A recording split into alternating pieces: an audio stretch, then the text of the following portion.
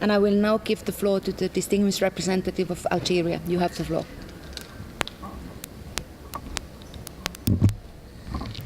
Merci Madame le Président. La délégation algérienne se réjouit de participer à cette première réunion du comité préparatoire à la 3e conférence et rend hommage au secrétariat de l'USDR pour les efforts importants qui ne cessent de déployer pour encourager un dialogue constructif entre les nations pour la réduction des risques de catastrophes. Madame le Président, les expériences vécues par mon pays pour faire face aux différentes catastrophes ont catalysé les efforts du gouvernement en matière de mise en place d'une stratégie nationale intégrant la RRC dans son programme de travail. La mise en œuvre du cadre d'action Diogo a permis aux différents secteurs et parties prenantes nationales de valoriser leurs efforts en matière de réduction des risques de la catastrophe à travers les actions probantes qui sont les suivantes. L'enrichissement et le renforcement du cadre législatif et réglementaire relatif à la RRC, la mise en place de la plateforme nationale dénommée Délégation nationale au risque majeur, l'engagement de la communauté scientifique par l'initiation et l'exécution de projets de recherche sur les risques majeurs, la multiplication des études sur les aléas et les risques pour l'établissement d'une base de données globale et intégrée, la réalisation d'un important programme d'investissement public dans les infrastructures de base et de proximité et le logement, avec pour conséquence l'amélioration des conditions de vie des citoyens et constitue également un élément essentiel dans le renforcement de la résilience de la population. Enfin, la mise en place prochaine, en collaboration avec la Ligue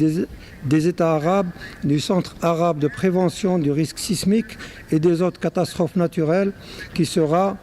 une valeur ajoutée aux moyens mobilisés par la région arabe.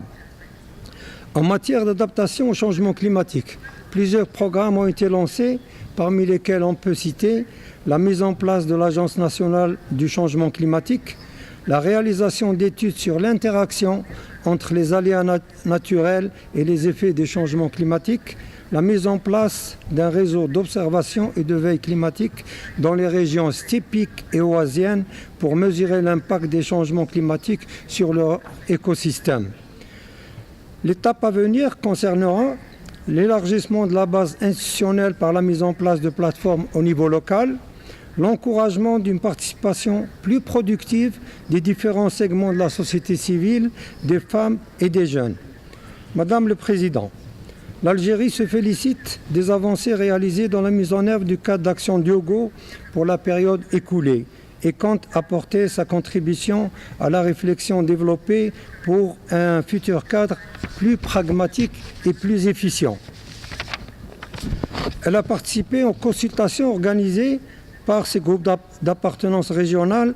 et réaffirme son entière adhésion aux recommandations émises lors de ces 2 réunions. Elle organise par ailleurs sa 2e consultation nationale au début du mois de septembre pour compléter sa préparation aux conférences de Sharm el-Cheikh et Sendai. Par rapport aux priorités du plan d'action 2015, l'Algérie exprime son adhésion aux efforts de la communauté internationale visant l'élaboration d'une stratégie de gestion intégrée du risque qui permettrait notamment le renforcement de la résilience des nations par le biais d'un développement socio-économique des régions et populations vulnérables, de sorte à éviter l'apparition de nouveaux risques. La réduction des impacts des risques existants par l'atténuation des facteurs de vulnérabilité et le développement des moyens de prévision, prévention, prise en charge et de recouvrement, notamment dans les pays en développement. Le renforcement de la coopération internationale dans les domaines scientifiques et techniques liés au risque de catastrophe en améliorant les cadres de coopération existants. La plus grande attention doit être aussi accordée à la désertification et à la sécheresse en tant que phénomène prenant de l'ampleur et causant des pertes importantes à nombre de pays. En ce qui concerne le suivi et l'évaluation de la mise en œuvre du nouveau cadre, nous estimons que le système d'évaluation périodique instauré pour le cadre Diogo pourrait être amélioré par l'intégration de nouveaux critères et indicateurs assoyant plus de rigueur et de clarté.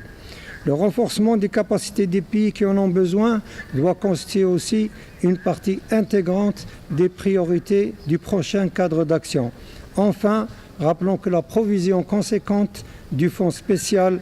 par les pays développés constitue un impératif pour le succès du cadre post-2015.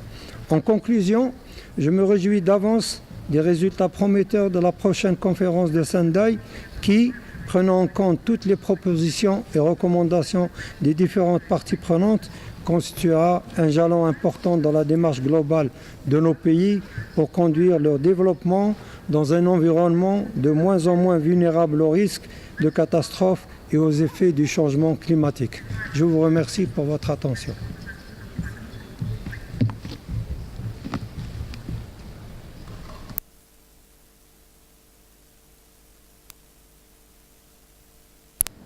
I thank the distinguished representative of Algeria